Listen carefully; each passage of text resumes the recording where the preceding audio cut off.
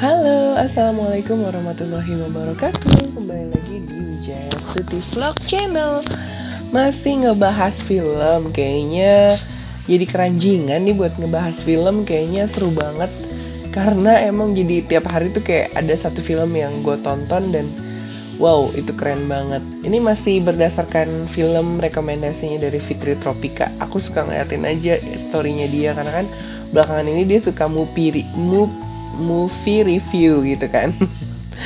Nah, ada film lagi yang dia bilang kalau ini tuh filmnya bagus karena emang aku suka banget nonton yang setipe sama yang dia tonton, yang plot twist gitu. Jadi karena emang kayak ya apa sih ujung ceritanya, nih endingnya tuh kayak gimana gitu, tuh kayak bikin penasaran gitu. Akhirnya aku ngikut nonton yang film judulnya ini, The Girl on the Train. The Girl on the Train, This Way. The Girl on the Train, kelihatan nggak? Nggak kelihatan ya? Oh, kelihatan dari light aku. Nih, pokoknya ada gambar cewek kayak gini. Nah, ini bagus banget filmnya. Jadi aku tuh kayak gak nyangka ternyata filmnya sebagus itu dan seenggak bisa bisa ditebaknya tuh sedemikian rupa sampai gue yang kirain gue yang jahat tuh mantan suaminya, ternyata bukan gitu loh. Oke, jadi gini ceritanya. Ini lumayan lama nih film, lumayan pas banget 2 jam ya. Nah, ini tuh nyeritain tentang seorang pengacara yang dia itu menangani kasus narkoba. Emang sih kalau yang namanya jadi pengacara, yang namanya kerja di hukum tuh emang harus siap-siap jiwa raga dan keluarganya nanti kalau ada something wrong, ya yang kena tuh nyerempet keluarga lah, kayak si Mira Kapoor ini. Jadi ceritanya ada pengacara perempuan namanya Mira Kapoor. Dia tuh lagi nanganin kasus narkoba. Orang tuh pada bilang, orang-orang sekeliling dia, terutama suaminya Sekar. Suaminya tuh bilang, udah deh, gak usah ngurusin yang kayak gini-gini, ngurusin yang kecil-kecil aja lah, kayak perceraian atau apa gitu. Ini tuh kasus gede banget gitu loh, kita keluarganya tuh bisa terancam gitu kan.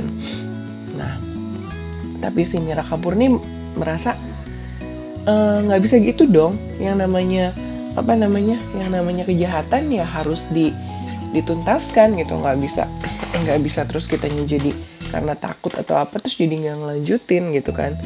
Nah, akhirnya tetap dilanjutin padahal udah dilemparin batu kayak peringatan gitu. Udah stop, nggak usah ngelanjutin kasus ini.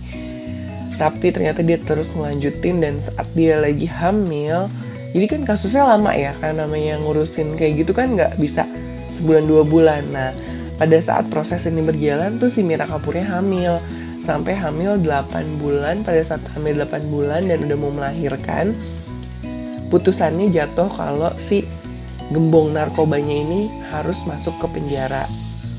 Nah, berhasil, sukses ya. Sukses kasusnya sampai membawa si gembong narkoba ini masuk ke penjara. Terus, tapi mulai dari situ kehidupannya si Mira Kapoor ini mulai berantakan. Jadi, saat mereka lagi mengendarai kendaraan berdua nih sama suaminya si Mira Kapoor sama si Sekar, ditabrak sampai akhirnya si Miranya itu kehilangan bayinya yang udah ya Allah tinggal sebulan lagi ngelahirin kan, sedih banget ya guys. Terus suaminya hidup pokoknya. Terus udah gitu akhirnya mereka menjalani kehidupan seperti biasa, tapi tidak seperti biasa. Nah, bagaimana itu? Maksudnya begini, jadi karena dia ngerasa kayak abis orang bahagia terus sedih gitu kan, kayak perasaannya tuh diacak-acak banget ya nggak. Nah, sama kayak si Mira Kapoor ini, dia yang lagi seneng karena kasusnya itu berhasil dipecahkan dan akhirnya sampai masuk ke penjara. Terus udah gitu ngarepin mau ngelahirin bayi tapi tiba-tiba hilang. Jadi kayak fluktuasi perasaan yang terlalu berlebihan, jadinya kayak gitu. Akhirnya dia lari ke minum-minuman alkohol. Sebenarnya awalnya bisa diobatin sih, nggak terlalu harus tergantung sama alkohol. Tapi emang suaminya tuh kurang ajar. Jadi ternyata di flashback lagi ceritanya, si Sekar suaminya ini tuh emang suka gonta-ganti cewek walaupun udah nikah, tapi dia masih suka ngeledekin perempuan lain gitu lah, apa sih namanya, ya selingkuh, flirting kecil gitu deh. Nah, si Mira Kapoor tuh pengen balik lagi ke apa sih, kayak ayolah kita punya anak lagi, nanti kita bisa hidup bahagia. Dia tuh masih berharap suaminya tuh bakal kembali lagi dan apa namanya, kembali seperti dulu lagi pada saat dia hamil dan baik-baik aja gitu. Tapi ternyata enggak, suaminya ini malah kalau si Mira Kapoornya kenapa-napa malah udah kamu minum aja, nanti kamu akan hilang semua permasalahan kamu. Udah ngedrinks aja, pokoknya selalu ditawarin alkohol di saat si Miranya tuh lagi pengen cerita atau lagi pengen apa. Karena kayaknya si Sekar ini nggak mau ribet dan lu udah mau ngelahirin anak aja nggak jadi, udah gue cari yang lain aja, sepertinya kayak gitu. Sampai si Miranya ini tuh ngerasa kayak amnesia, jadi dia nggak bisa tahu cerita awal-awal, maksudnya kayak memori yang baru tuh dia nggak akan inget, tapi memori lama tuh dia inget terus kan. Nah, jadi suatu hari dia ini ceritanya diajak ke pesta bosnya si suaminya itu kalau nggak salah kerja di bagian properti atau apalah, atau pengacara, aku lupa, pokoknya biasa. Nah, terus mabuk ceweknya di sana, si Mira Kapoornya mabuk.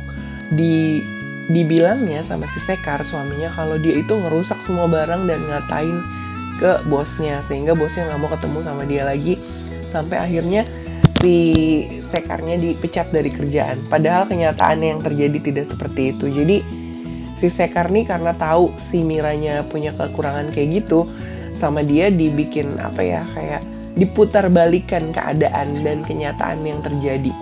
Ngeri ya kalau kayak gitu. Oke. Semenjak kejadian itu akhirnya mereka bercerai. Terus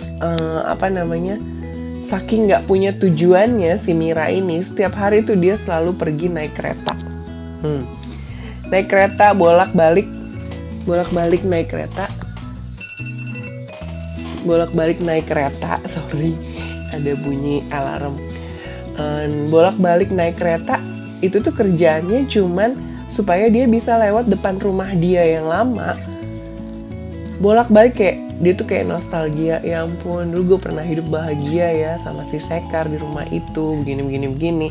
Dan ada satu rumah di jalur kereta itu yang bikin dia tuh kayak, gila nih cewek happy banget ya, selalu bahagia banget ya. Kayaknya tuh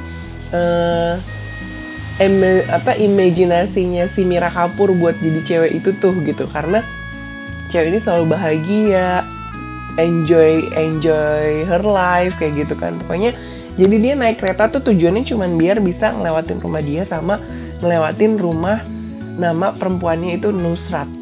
Cuman biar dia bisa ngelewatin itu terus. Bolak-balik aja kayak gitu setiap hari karena saking gak ada kerjaan, gak ada kasus, dan gak tahu harus ngapain lagi.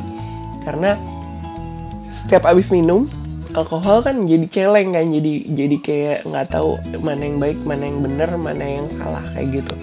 Akhirnya suatu hari saat si Mira Kapoor ini lagi naik kereta, pengen ngelihat rumahnya dia sama rumahnya Nusrat dan pengen tahu si Nusrat lagi ngapain, dia ngelihat si Nusrat ngobrol sama cowok lain. Langsung dong, karena udah kebawa baper ya, kebawa perasaan, kayak berasa memiliki si Nusrat padahal kenal juga enggak gitu kan, cuman ngeliat doang dari jendela kaca kereta. Dia marah sejadi-jadinya. Gak bisa, lo tuh gak bisa selingkuh tuh gak dibenarkan gitu-gitu. Pokoknya dia curhat sama temennya sampai marah-marah. Temen-temennya sampai gini, emang lo kenal sama dia? Enggak, tapi tuh dia harusnya gak kayak gitu, gini-gitu lah pokoknya. Sampai membuat adegan, kalau ketemu gue bakalan ngebunuh dia segini dan lain sebagainya. Nah, akhirnya di suatu hari dia paksa untuk pergi ke rumahnya si Nusrat. Dia mau ngomong, tuh cowok tuh siapa? Please jangan selingkuh gitu.